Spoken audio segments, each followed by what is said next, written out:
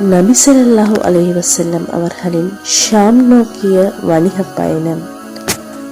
நபி ஸல்லல்லாஹு அலைஹி வஸல்லம் அவர்களின் 8வது வயதில் அப்துல் முத்தலிப் அவர்கள் இறந்த பிறகு நபி அவர்களின் தந்தையின் சகோதரனான அபு தாலிப் அவர்கள் தான் நபியை வளர்க்கும் பொறுப்பை எடுக்கின்றார்கள்.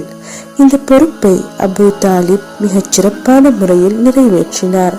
ஏறத்தாழ 40 ஆண்டுகள் பாதுகாத்து அரவணைத்து வந்தார்கள். நபி ஸல்லல்லாஹு அலைஹி வஸல்லம் அவர்களுக்கு 12 வயதாகும் போது தனது முதல் பயணமான வணிக பயணத்தை மேற்கொண்டார்கள். பொதுவாக ஷாம் தேசம், யமன் தேசம் மிக முக்கியமான வணிக மையங்களாக அரேபியர்களிடத்தில் திகழ்ந்தன. அரேபியர்கள் கால சூழ்நிலைகளுக்கு ஏற்ப வணிக தேசத்திற்கான பயணங்களை மேற்கொள்பவர்களாகவும் இருந்தனர். இதனை அல் குர்ஆனிலே அல்லாஹ் தஆலா சூரா குரைஷிலே சுட்டிக்காட்டுகின்றான். அதாவது அவர்கள் கோடை காலத்தில் ஷாம் தேசத்திற்கும் குளிர்காலத்திலே யமன் தேசத்திற்கும் வணிக பயணங்களை மேற்கொள்வார்கள். அந்த வகையில் அபு தாலிப் மற்றும் அவர்களின் வணிக குழு ஷாம் தேசத்திற்கு பயணம் செய்கின்றார்கள். அப்போது நபி அவர்களையும் அபு தாலிப் தன்னுடன் அழைத்துச் செல்கிறார்கள். இந்த பயணம் நபி அவர்களின் வாழ்க்கையில் பல முக்கியமான அனுபவங்களை வழங்கியது. அபு தாலிப் மற்றும் அவர்களின் வணிக குழு ஷாம் தேசத்தில் உள்ள புஷ்ரா என்ற இடத்தில் இறங்கியது. அங்கு ஜோர்ஜிஸ் என்ற பெயரை உடையவராக சொல்லப்படும் பகீரா என்ற பிரபல துறவி தனது மடத்தில் இருந்தார். அவர் கிறிஸ்தவர்களின் அறிவியலை அறிந்திருந்தார். இதற்கு முன்பு அவர்கள் பலமுறை அந்த வழியாக சென்றிருந்தாலும் அவர் அவர்களுடன் பேசவோ அல்லது அவர்களுக்கு கவனம் செலுத்தவோ இல்லை. ஆனால் இந்த ஆண்டு அவர்கள் அவரது மடத்திற்கு அருகில் இயங்கிய போது அவர் அவர்களுக்கு நிறைய உணவு தயார் செய்தார். அவர்கள் வரும்போது நபி அவர்கள் மற்றவர்களுடன் வருவதையும் மேகம் அவரை நிழலிடுவதையும் அவர் தனது மடத்தில் இருந்து பார்த்தார். அவர்கள் ஒரு மரத்தின் நிழலில் இறங்கிய போது மேகம் அந்த மரத்தை நிழலிட்டது.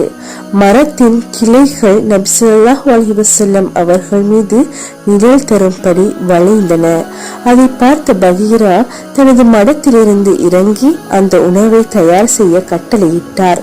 பிறகு அவர் அவர்களிடம், குறைஷி சமூகத்தினரே, நான் உங்களுக்கு உணவு தயார் செய்துள்ளேன்.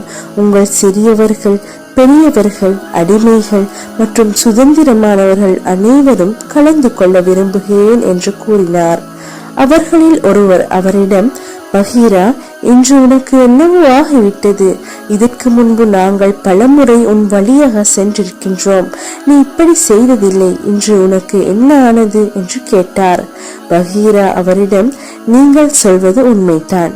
ஆனால் நீங்கள் விருந்தினர்கள். நான் உங்களை கௌரவிக்க விரும்புகின்றேன். நீங்கள் அனைவரும் உணவருந்த வேண்டும் என்றார். அவர்கள் அனைவரும் அவரிடம் கூடினர். நபியவர்கள் இளமையாக இருந்ததால் மற்றவர்களுடன் செல்லாமல் அவர்களின் பொருட்களை எடுத்துச் சென்றார். பகீரா மக்களிடையே இறங்கிய போது அவர் அறிந்த அடையாளத்தை காணவில்லை. அவர் கூறினார், குறைஷி சமூகத்தினரே, என் உணவிலிருந்து யாரும் விலகி இருக்கக்கூடாது. அவர்கள் அவரிடம், பகீரா, உன்னிடம் வரவேண்டிய அனைவரும் வந்துவிட்டனர்.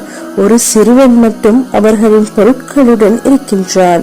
அவன் இளையவன் என்று கூறினர். அவர் கூறினார், அப்படி செய்யாதீர்கள். அவனை அழைத்து வாருங்கள். அவன் உங்களுடன் இந்த உணவில் கலந்து கொள்ள வேண்டும். பிறகு அவரை அழைத்து வந்து மக்களுடன் அமர வைத்தார். பகீரா அவரை கூர்மையாக பார்த்து அவரது உடலில் இருந்த சில அடையாளங்களை கண்டார். மக்கள் உணவை முடித்துவிட்டு பிரிந்த பிறகு பகீரா அவரிடம் சென்று சில கேள்விகள் கேட்டார்.